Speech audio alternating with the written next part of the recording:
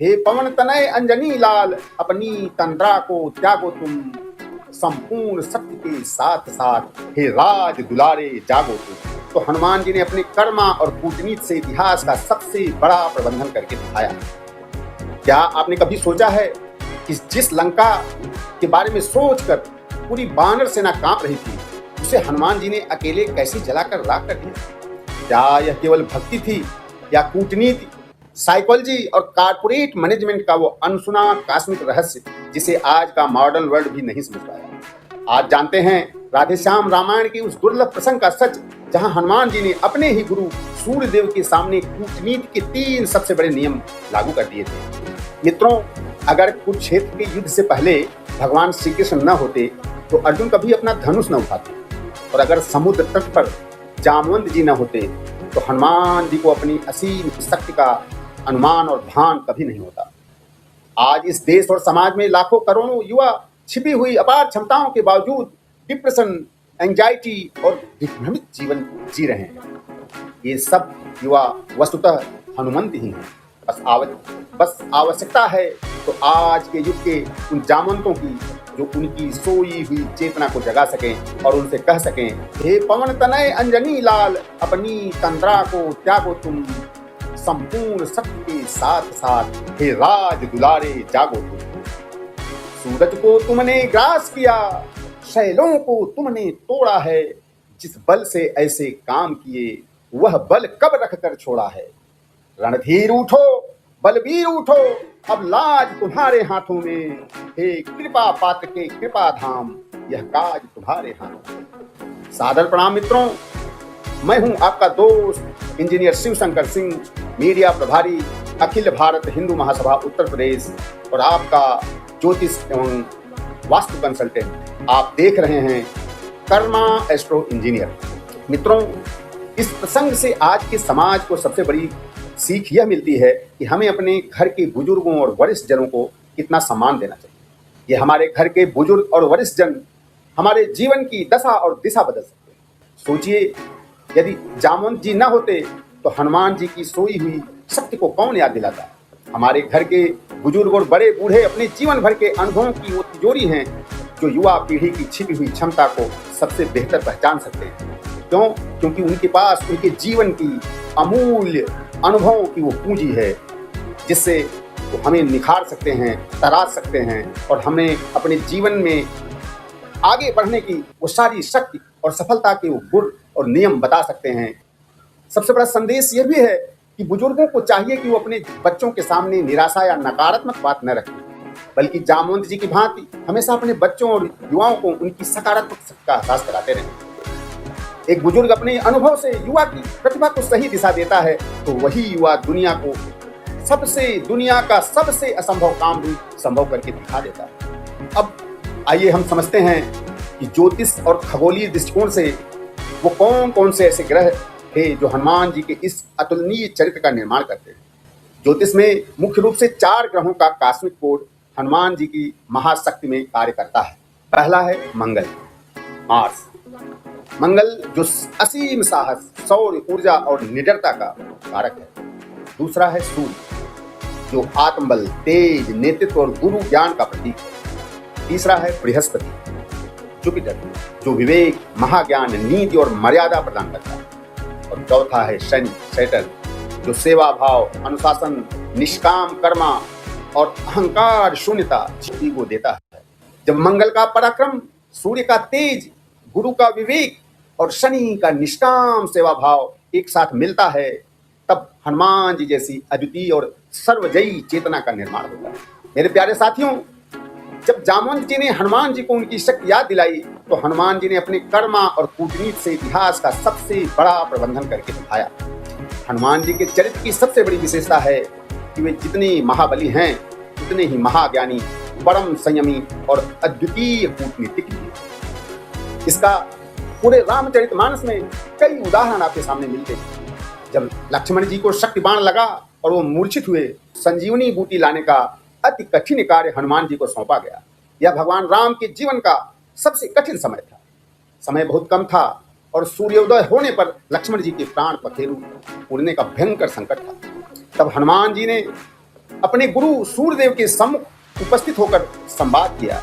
और ध्यान दीजिए कि उन्होंने अपने गुरु सूर्यदेव से क्या कहा, जिन्होंने उन्हें समस्त वेदों विद्याओं का ज्ञान दिया था, पूर्ण समर्पण से उनको पढ़ाया था, ज्ञान दिया था। लेकिन जब बात उनके आराध्य और उनके प्राण के प्रभु श्री राम और उनके भाई लक्ष्मण के जीवन की आई, तो हनुमान जी ने सिद्ध कर दिया कि अपने आराध्य और धर्म के काज के लिए एक सच्चा भक्त ब्रह्मांड के किसी भी शक्ति, यहाँ तक कि अपने गुरु के सामने भी कूटनीति, अधिकार और निष्ठा के साथ अडिग होकर खड़ा हो सकता है। यह हमें हनुमान जी के उस चरित्र को बताता है कि वो कितने दृढ़ निश्चयी थे। मित्रों, राधे श्याम रामायण की इस अति दुर्लभ प्रसंग में हनुमान जी के कूटनीति के 3 परम चरण देखिए। पहला चरण है मर्यादा, संबंध का स्मरण और विनम्रता। जब किसी शक्तिशाली पक्ष से बात की जाए तो शुरुआत शिष्टाचार, साझा इतिहास और परस्पर संबंधों के आदर से होनी चाहिए। हनुमान जी ने अपने गुरु सूर्यदेव को याद दिलाते हुए कहा कि लक्ष्मण जी स्वयं आपके ही सूर्यवंश दिनेश वंश के कुलभूषण हैं। और उन्होंने उनको समझाते हुए स्पष्ट रूप से कहा कि हे सूरज, इतना याद रहे, संकट यह सूरज वंश पे है, लंका के नीच राहु द्वारा आघात दिनेश वंश पे है। फिर उन्होंने यह बात उनको बड़े विनम्रता से बताई। फिर विनम्र रूप से उन्होंने प्रार्थना दिया और तर्क दिया। वे हाथ जोड़कर परिस्थिति की गंभीरता समझाते हुए अपनी बात को तर्क के साथ भगवान सूर्य के सामने रखते हैं और सामने से उनसे सहयोग की अपील करते हैं। अपील करते हुए वो कहते हैं, इसलिए छिपे रहना भगवान, जब तक न जड़ी पहुंचा दूं मैं, बस तभी प्रकट होना दिनकर, जब संकट निशा मिटा दूं मैं। ये सारी बातें कहते हुए उन्होंने देखा कि समय बीतने लगा और सूर्यदेव के उदय होने की स्थिति बनने लगी, तो उन्होंने स्पष्ट चेतावनी भी दी। अपने आराध्य श्री राम के प्रति अपनी उस निष्ठा और असीम सामर्थ्य का एहसास कराया कि यदि सूर्यदेव हमारे गुरुवर, यदि आपसे सहयोग नहीं मिला तो इसका परिणाम क्या होगा। तो कहते हैं कि अन्यथा क्षमा करना दिनकर, अंजनी तनय से पाला है, बचपन से जान रहे हो तुम, हनुमत कितना मतवाला है। मुख में तुमको धर रखने का फिर वही क्रूर साधन होगा, बंदी मोचन तब होगा जब लक्ष्मण का दुख मोचन होगा। यह अद्भुत प्रसंग हमें सिखाता है कि जब आप किसी को अपना आराध्य मानते हैं, जब आप किसी कार्य को अपना परम धर्म मानते हैं, तो समर्पण के इस स्तर तक हमें पहुंचना चाहिए कि दुनिया की कोई भी बाधा, कोई भी नियम या कोई भी शक्ति आपके उस कदम को रोक न सके। यही निष्ठा एक साधारण साधक को महावीर बनाती है। यही निष्ठा अपने समाज, अपने परिवार, जहां भी आप काम कर रहे हैं, अपने एम्प्लॉयर के प्रति आपको महान बनाती है। अब देखिए कि हनुमान जी ने संकट की इस घड़ी में प्रभु श्री राम के काज को सिद्ध करने के लिए किस प्रकार अपने जीवन का प्रबंधन किया। पहला काम उन्होंने क्या किया? समुद्र को लागना और लंका में पहला मनोवैज्ञानिक प्रभाव डालना। हनुमान जी ने 100 योजन के समुद्र को एक छलांग में पार किया। लंका पहुंचकर उन्होंने न केवल माता सीता की खोज की, बल्कि लंका दहन करके रावण और उसकी पूरी सेना के मन में यह भयंकर भय पैदा कर दिया, अगर श्री राम जी का एक दूत आकर पूरी लंका को भस्म कर सकता है, तो जब स्वयं भगवान श्री राम अपनी सेना के साथ आएंगे तो हमारा क्या होगा, हम कैसे उनका सामना कर पाएंगे। दूसरा, लक्ष्मण जी की मूर्छा और संजीवनी बूटी। जब लक्ष्मण जी को शक्ति बाण लगा तो काल के विरुद्ध जाकर हनुमान जी रातों रात पूरा द्रोणागिरि पर्वत उठा लाए और लक्ष्मण जी के प्राणों की रक्षा की। तीसरा काम उन्होंने क्या किया कि पाताल लोक में अहिरावण का वध किया। जब अहिरावण छद्म वेश बनाकर प्रभु श्री राम और लक्ष्मण जी को पाताल लोक ले गया और बलि देने लगा, तो हनुमान जी ने पंचमुखी रूप धारण करके अहिरावण का वध किया और अपने स्वामियों को सुरक्षित वापस लाए। चौथा काम उन्होंने क्या किया? सीता जी का पता लगाया। पांचवा काम, भरत जी के प्राणों की रक्षा किया। 14 वर्ष का वनवास पूरा होने पर जब भरत जी अयोध्या में अग्नि समाधि लेने जा रहे थे, तो प्रभु राम ने सबसे पहले हनुमान जी को भेजा। हनुमान जी ने सही समय पर पहुंचकर भरत जी को राम आगमन की सूचना दी और उनके प्राण बचाए। प्रिय साथियों, आज के युवाओं और कारपोरेट जगत के लिए हनुमान जी का सबसे बड़ा सीख सिचुएशन के हिसाब से खुद को ढालना है। उन्होंने हमें महाज्ञान दिया। जब गोस्वामी तुलसीदास जी श्री रामचरितमानस में लिखते हैं, मसक समान रूप धरि लंक ही चले उपरान, सुमिरी हरिस रघुनाथ पद निज बल मति अनुमान। इससे क्या सिद्ध होता है कि जीवन में यदि कहीं छोटा बनना है तो हमें छोटा बनना चाहिए। जब वो लंका में प्रवेश करते समय सुरसा के सामने और लंकिनी के सामने आए तो उन्होंने अपना सबसे छोटा रूप धारण हो किया। उन्होंने अपनी शक्ति का अहंकार नहीं दिखाया, बल्कि बुद्धि और विवेक का परिचय दिया। और जब जहां बड़ा बनना था, समुद्र लगना था या रावण की सभा में अपनी सामर्थ्य दिखानी थी, तब उन्होंने सुमेरु पर्वत जैसा विशाल रूप धारण किया। यह हमें सिखाता है कि कार्य क्षेत्र में कहाँ नम्र होकर काम निकालना है और कहाँ पूरी ताकत के साथ नेतृत्व संभालना है। यही बैलेंसिंग, यही संतुलन ही हमारी असली प्रतिभा है। प्रिय दर्शकों, आज के आधुनिक व्यावसायिक जगत, कारपोरेट दुनिया और हर कार्य क्षेत्र में 3 सबसे बड़ी समस्याएं हमारे इर्द गिर्द घूम रही हैं। पहला है कि आदमी के पास काम नहीं है, दूसरा है कि काम का आदमी नहीं मिल रहा है, और तीसरा है जो आदमी काम पर रखा गया वह किसी काम का नहीं निकला। इसकी मूल वजह क्या है? आज की युवा पीढ़ी, उनमें प्रतिभा की कोई कमी नहीं है, लेकिन उनमें धैर्य, पेशेंस, स्वामित्व, ओनरशिप और वफादारी की भारी कमी है। अगर आप में वफादारी नहीं होगी तो आप जीवन में आगे कभी नहीं बढ़ सकते। आज का 15 सेकंड का रील कल्चर युवाओं के दिमाग को ऐसा बना चुका है कि सबको इंस्टेंट रिजल्ट चाहिए। लोग 6 महीने में प्रमोशन चाहते हैं।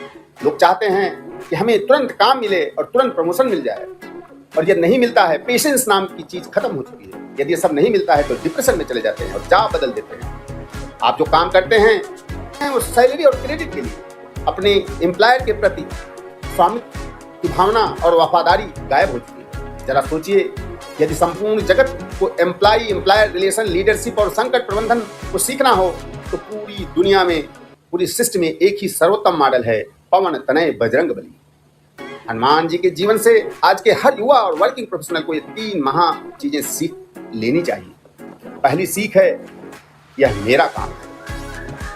यह दृष्टिकोण ओनरशिप माइंड दिखाता है। हनुमान जी ने कभी यह नहीं कहा कि यह राम जी का काम है, इसमें मेरा क्या फायदा है। उन्होंने राम काज को अपना काम माना है। जब आप किसी कंपनी या संस्था से जुड़ते हैं तो काम चोरी छोड़ उसे अपना मानकर कीजिए। सफलता झक मार कर आपके पीछे पीछे दौड़ी दौड़ी चली आएगी। दूसरा है, समस्या नहीं समाधान बनिए। सॉल्यूशन ओरिएंटेड अप्रोच होना चाहिए। जब हनुमान जी संजीवनी बूटी की पहचान नहीं कर सके तो हनुमान जी ने यह नहीं कहा यह मेरी प्रोफाइल में नहीं है। वे पैनिक नहीं हुए, बल्कि पूरा पर्वत ही उठा लाए। और आज कॉर्पोरेट में बहानों की बाढ़ है, लेकिन तरक्की वही पाता है जो हनुमान जी की तरह समस्या के समय पर्वत उठाकर समाधान लाता है। अगली बात है धैर्य और अहंकार शून्यता, zero ego and loyalty. Lanka दहन से लेकर समुद्र लागने तक, संजीवनी बूटी लाने तक, इतने महापराक्रम के बाद भी हनुमान जी ने कभी क्रेडिट नहीं मांगा, कभी अहंकार नहीं किया। उन्होंने यही कहा, प्रभु राम के सामने हमेशा यही कहा, प्रभु यह सब आपकी कृपा का प्रभाव, यह सब तव प्रताप रघुराई। जब आप टैलेंट के साथ अहंकार को शून्य कर देते हैं तो आप केवल एम्प्लॉय नहीं रहते, आप संस्था के सबसे अनमोल रत्न, अनमोल हीरे बन जाते हैं। मित्रों, अब आते हैं सबसे महत्वपूर्ण भाग पर, आज के युवाओं के लिए डिप्रेशन, एंजाइटी से मुक्ति और धैर्य व वफादारी बढ़ाने के व्यावहारिक व ज्योतिषी उपाय पर। यदि आज का युवा डिप्रेशन, एंजाइटी और कैरियर की अस्थिरता से जूझ रहा है तो इसके 3 अचूक उपाय अपने जीवन में तुरंत लागू करना चाहिए। पहला है व्यावहारिक उपाय, practical action plan, digital detox और लॉन्ग टर्म विजन होना चाहिए। 15 सेकंड के रील्स और कल्चर को कम कीजिए और किसी भी क्षेत्र में कम से कम 2 से 3 साल का धैर्य, पेशेंस रखकर वहां पर काम करना चाहिए, वहां टिकना चाहिए। सफलता शॉर्टकट से नहीं, कंटिन्यूटी, निरंतरता से मिलती है। इसके बाद है सेवा भाव, ओनरशिप। जहां भी काम करें केवल पैसे के लिए नहीं, बल्कि उस संस्था को अपनी मानकर 100%, 100% निष्ठा दीजिए। मित्रों, आप लोगों को कुछ ऐसे ज्योतिषीय उपाय बताता हूं जो आपके जीवन के समस्त समस्याओं को दूर करने में बहुत ही सहायक है। सबसे पहले हमारे जीवन में डिप्रेशन, एंजाइटी के लिए जो चंद्रमा और राहु का अलाइनमेंट है उसे कैसे दूर करें। इसके लिए प्रतिदिन या हर मंगलवार, शनिवार हनुमान चालीसा का पाठ करें। हनुमान जी को चमेली के तेल में सिंदूर मिलाकर अर्पित करें। इससे राहु का भ्रम और डिप्रेशन खत्म होता है तथा चंद्रमा का मन शांत व एकाग्र हो जाता है। धैर्य व वफादारी बढ़ाने के लिए शनि का अलाइनमेंट। शनिवार के दिन सुंदरकांड का पाठ करें। पीपल के वृक्ष के नीचे सरसों के तेल का दीपक जलाएं। इससे शनि का धैर्य, अनुशासन और निष्काम सेवा भाव जीवन में जागृत होता है। सरसों के फूल जुपिटर गुरु होते हैं और जब तेल उसमें निकलता है तो शनि में परिवर्तित हो जाते हैं। इसलिए शनि के लिए सरसों का तेल जलाना चाहिए। इसके बाद बात करते हैं कि हमारा आत्मविश्वास कैसे बेहतर हो। मित्रों, आत्मविश्वास को बेहतर करने के लिए हमें सूर्य देव का अलाइनमेंट करना होगा। हमें रोज सुबह सूर्य देव को तांबे के लोटे में रोली और लाल फूल डालकर जल अर्पित करें और ओम सूर्य देवाय नमः या ओम हनुमते नमः का जप करें। इससे मंगल का साहस और सूर्य का नेतृत्व का गुण आपके भीतर आएगा। हनुमान जी भगवान श्री राम के सबसे प्रिय इसलिए बने क्योंकि उन्होंने अपने जीवन में स्वार्थ और अहंकार का पूर्ण विसर्जन कर दिया और केवल सेवा, परम निष्ठा और धर्म को धारण किया। जब माता सीता ने लंका में हनुमान जी की भक्ति और निष्ठा देखी तो उन्हें अमरता का वरदान दिया। उन्होंने कहा कि अष्ट सिद्धि नव निधि के दाता, असबर दीन जानकी माता, अजर अमर गुण निधि सुत हो, करहु बहुत रघुनायक छो। कलयुग में हनुमान जी ही एक ऐसे जागृत देवता हैं जो आज भी हमारी निष्ठा और सच्चे कर्मा से तुरंत प्रसन्न हो जाते हैं।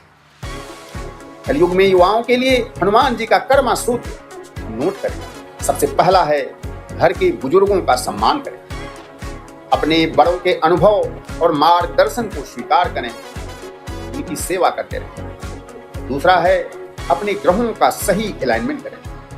साहस, विवेक और भक्ति के साथ अपने कर्म को करते रहें। तीसरा है, समाधान उन्मुख बने। बाधा आने पर रोने के बजाय पर्वत उठाने जैसा जज्बा रखें, क्योंकि ऐसा कोई मनुष्य नहीं है, ऐसा कोई जीव नहीं है इस दुनिया में जिसके सामने समस्याएं ना आए। समस्याओं में पेशेंस रखें। चौथा है, निष्काम भाव रखें। सफलता मिलने पर अहंकार न करें, क्रेडिट अपने ईश्वर और पूरी टीम को दें। यदि आज का युवा हनुमान जी के इन सिद्धांतों और उपायों को अपने जीवन में उतार ले तो असफलता शब्द उनकी जिंदगी से हमेशा के लिए मिट जाएगा। मित्रों, मैं हूं इंजीनियर शिव शंकर सिंह, आपसे विनम्रपूर्वक आह्वान करता हूं कि सनातन के इस वैज्ञानिक और तार्किक ज्ञान को घर घर पहुंचाने में हमारा सहयोग करें। यदि आप अपनी कुंडली का कर्मा अलाइनमेंट या पेंडिंग कर्मा जानने के लिए इच्छुक हैं तो नीचे दिए गए हमारे फ़ोन नंबर 7307127488 पर हमसे कभी भी संपर्क कर सकते हैं। आप लोगों से आह्वान है कि सनातन धर्म की इस ऊर्जा को जन जन तक पहुंचाने के लिए इस वीडियो को लाइक करें, शेयर करें और हमारे इस मंच कर्मा एस्ट्रो इंजीनियर को सब्सक्राइब करना न भूलें। मित्रों, आपका जीवन अत्यंत सफल हो, इन्हीं शब्दों के साथ जय बजरंगबली, जय श्री राम, हर हर महादेव।